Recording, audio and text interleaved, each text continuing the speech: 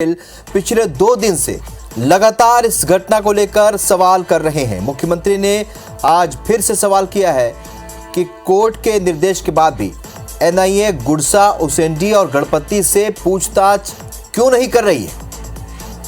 उन्होंने ये पूछा है कि क्या गुड़सा और गणपति ने सरेंडर कर दिया है। मुख्यमंत्री भूपेश बघेल ने कहा कि भाजपा मेरे जेब में सबूत होने की बात कहती है, तो हाँ, मेरे पास सबूत है, प्रमाण दे रहा हूं। अब भाजपा मेरे सवालों का जवाब दे। इसके पहले मुख्यमंत्री ने कल ये सवाल उठाया था कि केंद्र में भाजपा की सरकार बनने के बाद गणपति और रमन्ना का नाम एफआईआर से कैसे गायब हो गया। उन्होंने ये भी पूछा है कि एनआईए ने आपराधिक षड्यंत्र की जांच क्यों नहीं की। अब भाजपा मेरे सवालों का जवाब दे।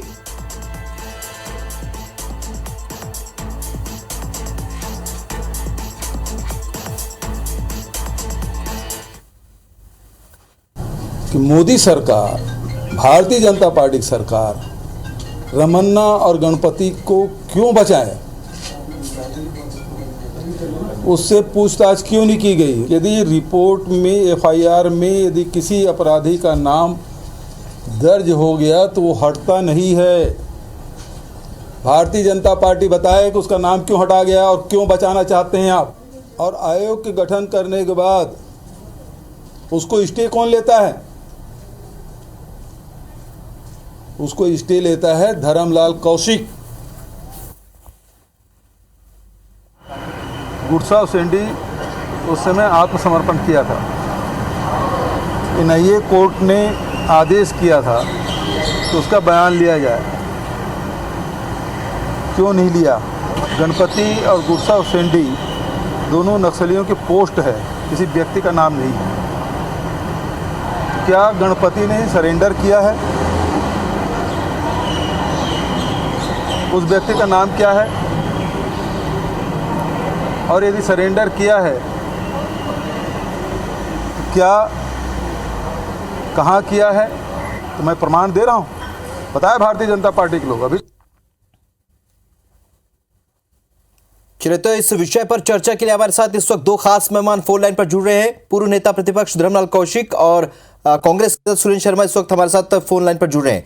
धर्मलाल कौशिक जी, पहला सवाल आपसे। आपने ये बाइट सुनी होगी, मुख्यमंत्री का ये बयान आपने सुना होगा। 3 शीर्ष नेताओं के जो नक्सल नेता हैं उनके नाम ले रहे हैं और बार बार कल से लेकर आज तक सवाल पूछ रहे हैं। कल 10 साल झीरम के बरसी के हुए और ऐसे में अब उनके ये सवाल लगातार 2 दिन से जारी है। क्या जवाब देंगे, क्योंकि मोदी सरकार और लगातार पूर्ववर्ती राज्य सरकार को कटघरे में खड़ा कर रहे हैं। धर्मलाल जी, आपसे सवाल है ना। इसमें मुझे जवाब देने की जरूरत है, ना मोदी जी को जवाब देने की जरूरत है, न केंद्र सरकार को जवाब देने की जरूरत है।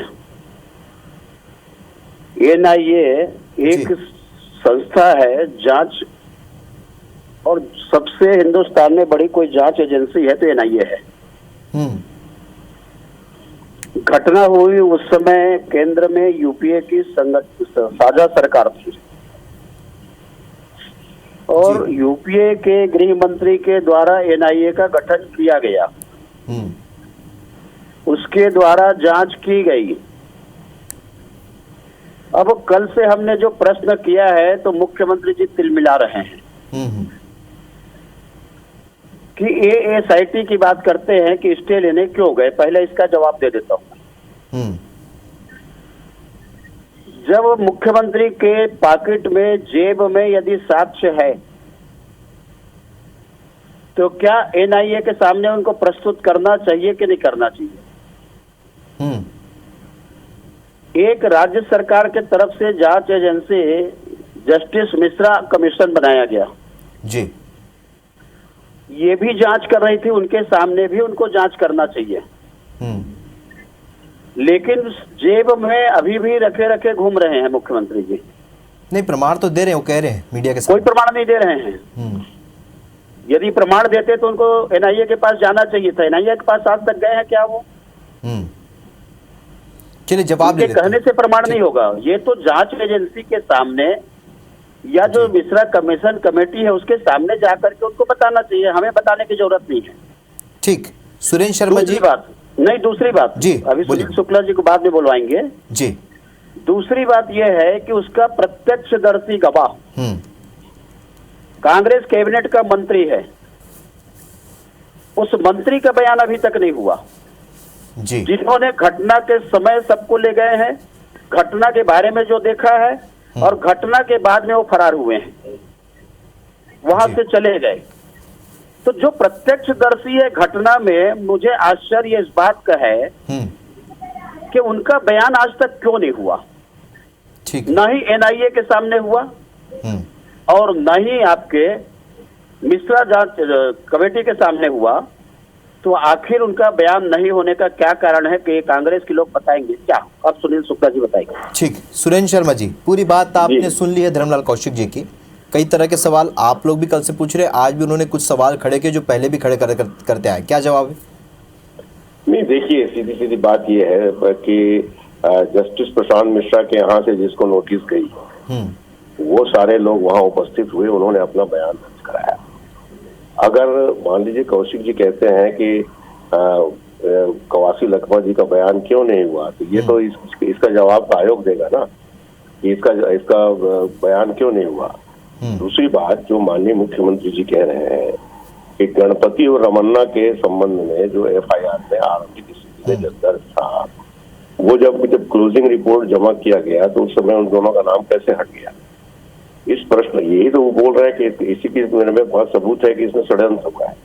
दूसरी बात, मैं तो प्रत्यक्षदर्शी की हैसियत से एक ही बात तब से लेके आज तक पूछ रहा हूँ जी कि नक्सली जब आमतौर पे आतंकित करने के लिए हमला करते हैं तो आतंकित करने वाला हमला होता है। उसमें नंद कुमार पटेल को ढूंढ क्यों रहे थे? वो हमसे स्वयं पूछा है कि इनमें से नंद कुमार पटेल कौन है, आप बताइए।